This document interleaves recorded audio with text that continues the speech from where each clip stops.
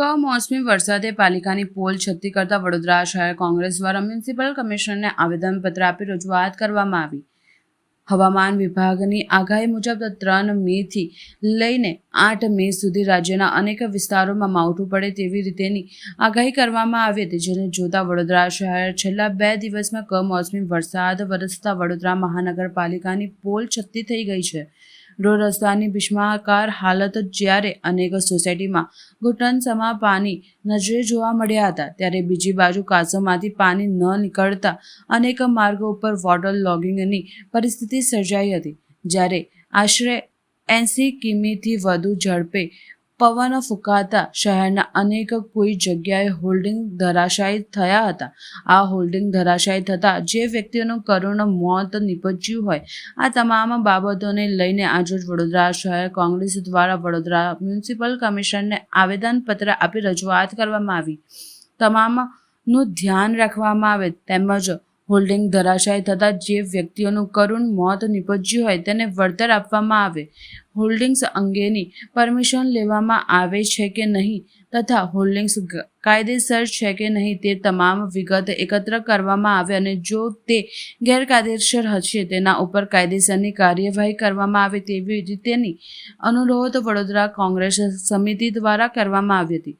Vadodara municipal commissioner Arun Mahesh બાબુએ વડોદરા શહેર કોંગ્રેસ સમિતિના અગ્રણીઓને આશ્વાસન આપ્યું છે કે તમામ બાબતો જોઈ લેવામાં આવશે. વિભાગના લગતા વળગતા અધિકારીઓ સાથે બેઠક કરીને સમસ્યાનો નિરાકરણ આવશે, જ્યારે વળતર માટે પણ ચર્ચા વિચારણા કરી યોગ્ય નિર્ણય લેવામાં આવશે. આ પ્રસંગે વડોદરા શહેર કોંગ્રેસ સમિતિના અધ્યક્ષ ઋત્વિક જોશી, વિપક્ષ પક્ષના નેતા Chandrakant Shrivastava, Vadodara election ward number 1ના મ્યુનિસિપલ કાઉન્સિલર પુષ્પાબેન વાઘેલા સહિતના કોંગ્રેસના તમામ કાર્યકર્તાઓ વિશેષ ઉપસ્થિત રહ્યા હતા. बरसात गिरने से 3 आदमी मर गए. जो भी जिसकी बिल्डिंग पर से जो गिरा है तो तमाम जो गरीब आदमी मर गया है उसको पैसे दिलाने की जवाबदारी उसमें स्वीकारनी चाहिए, क्योंकि शायद अपने ने परमिशन नहीं दी है या परमिशन लिए तो उसने काम कच्चा किया है और इतनी हवा के अंदर जो गिरे और आदमी मर गया तो सबसे पहले उस गरीब आदमी को पैसा मिलना चाहिए. ये बरसात गिरने के बाद में आपने देख लिया कि कहाँ कहाँ पानी भर रहा है, क्योंकि अपने विश्वामित्री का काम कर रहे थे उसी जगह काम नहीं कर पाए अथवा करा नहीं है जानबूझ के, तुम में से. और उसके लिए अब जो नुकसान हो रहा है ये बिना बादल की बरसात जो हुई है उसमें जहाँ जहाँ भी पानी हुआ उसको पॉइंट आउट करो, वो पानी का कैसे निकाल कर सकते हैं वो समझो, और जिन अधिकारियों ने काम नहीं करा है उसके ऊपर तात्कालिक एक्शन लो, क्योंकि उसने काम नहीं करा है उसकी वजह से कि चारे बाजू अभी भी मेरे विस्तार में पानी भरा हुआ है. सवाल इतना है कि सबको मिलके काम करना है, लेकिन हमको काम सौंपो, हमको बताओ कि बच्चों भाई कहाँ पानी भर रहा है, पुष्पा बहन कहाँ पानी भर रहा है, तो आपको पता चलेगा कि यहाँ यहाँ पानी भर रहा है. આટલા ડંડા કેબલના દેખાય વાયર ઉપર આખા પેલા પાઇપો બહાર હોય અને એ પાઇપોના લીધે અકસ્માત થાય. આડેધડ એ લોકો પુરાણ કર્યા વગર કેબલ નાખે છે. આ માંજલપુરમાં થયું એ પણ કેબલના લીધે થયું છે. તો આ કેબલવાળાને અને એમાંય પાછું પેલા જીઓવાળા બધું ભાઈ જીઓવાળાને તો જાણે અહીંયા કોર્પોરેશનના એ માલિક હોય એમને તો પાછા બીજા કેબલવાળા કરતાં 1000 રૂપિયા કેટલા ઓછા ને ભાઈ, એટલા ઓછા એણે પાઇપો નાખવાની. એક જ કામમાં એકને વધારે ભાવે આપવાનું અને જીઓવાળાને બધું મફતમાં જેવું આપતા હોય. અને સૌથી વધારે કેબલ જીઓવાળાના છે. અને વરસાદી ગટરની કેચપીટો બરાબર સફાઈ થઈ નથી. વડોદરા શહેરમાં અચાનક વરસાદ પડ્યો, ઢગલા બાજુમાં હતા.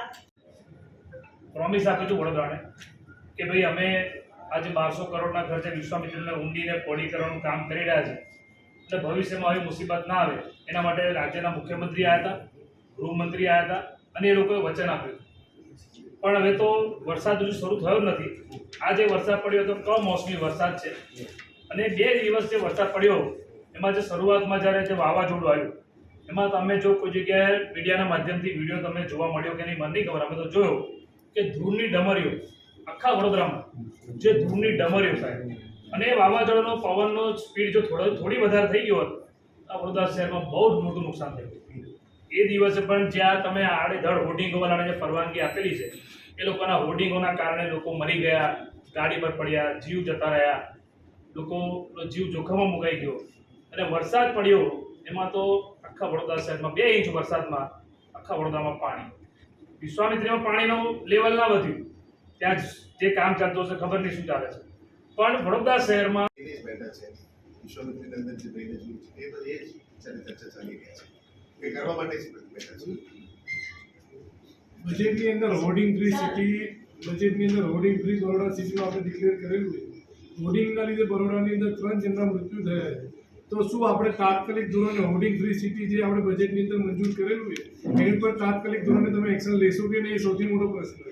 કારણ કે હોર્ડિંગ ફ્રી સિટી કરી છે પણ હોર્ડિંગ હટાવવા માટે માણસો નથી, કાં તો આપણા અધિકારી કામ કરતા નથી.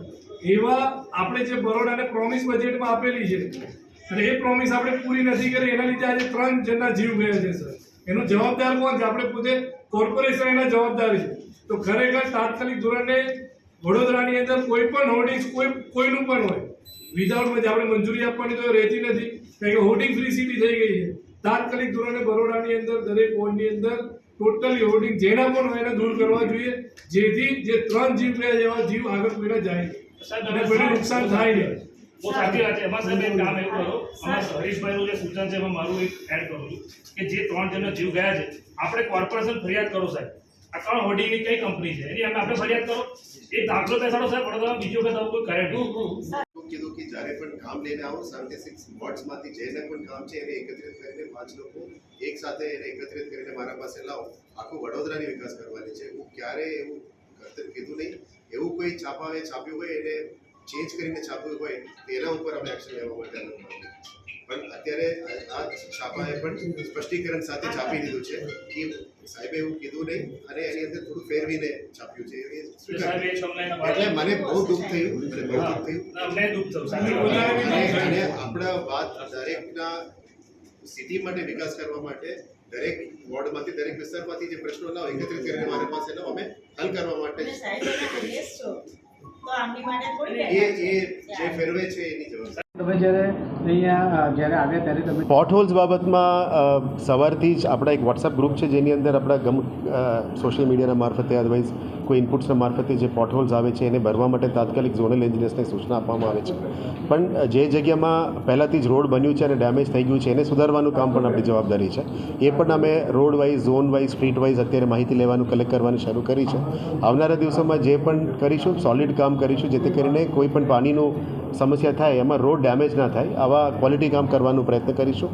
અને સાથે સાથ જે અત્યારે જે પોટહોલ્સ ભરેલા છે જે ઢાંકણાઓને ભરીને અંદર માટી ના જાય અને કચરો ના જાય એ બાબતમાં પ્લાસ્ટિકથી એ લોકો પ્રિવેન્શન કરીને રાખ્યા છે. એ વડોદરાની એક સિસ્ટમ છે. એટલે આની અંદર લગભગ અડધો કામ થયેલું છે અને અડધો કામ હજી કરવાનું બાકી છે એવું મને તે જણાવ્યું છે. એટલે એને વહેલા તકે પ્રી મોન્સૂન એક્ટિવિટી તરીકે 1-2 દિવસમાં કાઢવાની સૂચના આપી છે. એટલે આ ટીમને પણ આજે બોલાવ્યા છે. પ્રયત્ન કરીશું જેટલું ફાસ્ટ થાય સિસ્ટમને સુધારવાનું પ્રયત્ન અમે કરીશું અને આપનું પણ અપેક્ષા છે કે આપે પણ મને ધ્યાન રાખતા જ કરશું.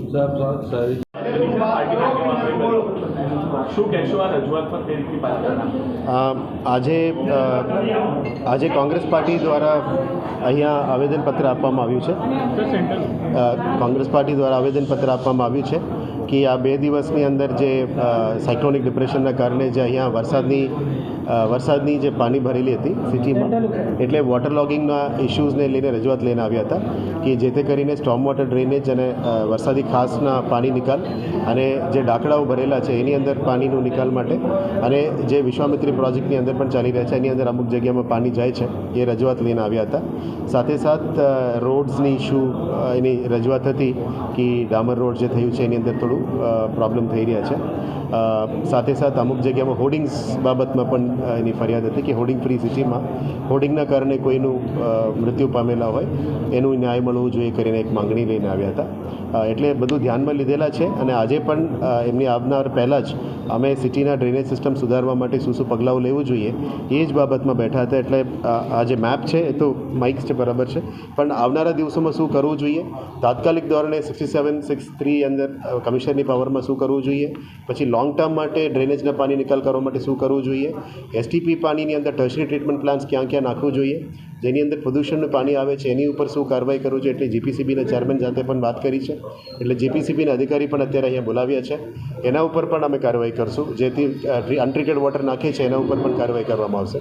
અને મેઇન માંગણી એમની હતી કે હોર્ડિંગ્સના જે ઇસ્યુઝના કારણે ડેથ થયેલા છે એમને ન્યાય મળવાનો અને કોમ્પન્સેશનની વાત કરી છે.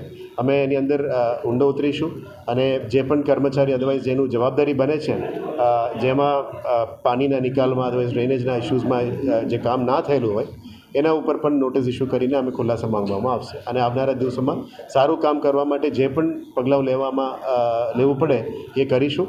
મીડિયાના મિત્રોને પણ હું એ જ વિનંતી કરીશ કે જ્યારે આપની ધ્યાન આપતું હોય, આપ અત્યારે તો મારા સાથે સંપર્કમાં છો, આપ મોકલતા જ રહેશો, જેથી કરીને પબ્લિકની જે ડિફિકલ્ટીઝ છે આપણે સુધી ધ્યાનમાં આવે, જેથી કરીને અમે વધારાનું કામ, સારું કામ અમે કરી શકીએ. જે વિરોધ પક્ષનું ડિમાન્ડ હતું કે પુલ ના આવે, એ તો મધર નેચરનું છે, એટલે એ આપણા હાથમાં નથી, પણ પ્રયત્ન કરીશું કે એની અંદર જે સુધારો થઈ શકે, અદરવાઇઝ નિકાલ થઈ શકે, એના ઉપર અમે કામ કરવાનો પ્રયત્ન કરીએ. હું ક્યારે as a responsible IAS officer હું ક્યારેય પણ આવું કીધેલું નથી.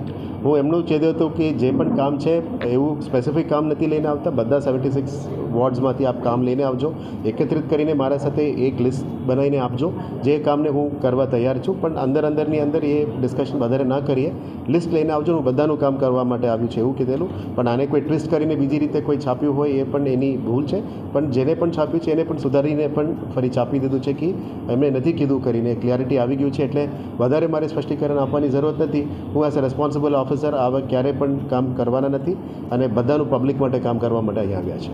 Thank you. પહેલાં સભામાં એવું કીધું કે હોર્ડિંગ ફ્રી સિટી, તો પછી 3 માણસ મરી કેવી રીતે ગયા?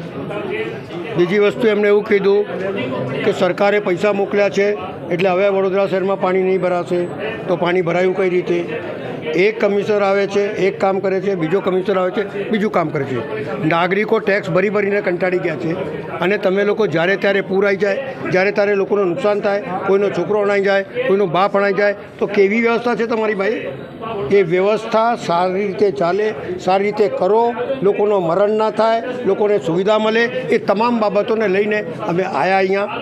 અને જે લોકો મરી ગયા છે એમને તાત્કાલિક વળતર મળે, એમને સાંત્વના મળે એવી વ્યવસ્થા કરો. અને જે લોકોએ વગર પરવાનગીએ હોર્ડિંગ લગાડ્યા છે એમના પર કેસ કરીને જેલ ભેગા કરો, એવી માંગણી સાથે અમે આવ્યા છે.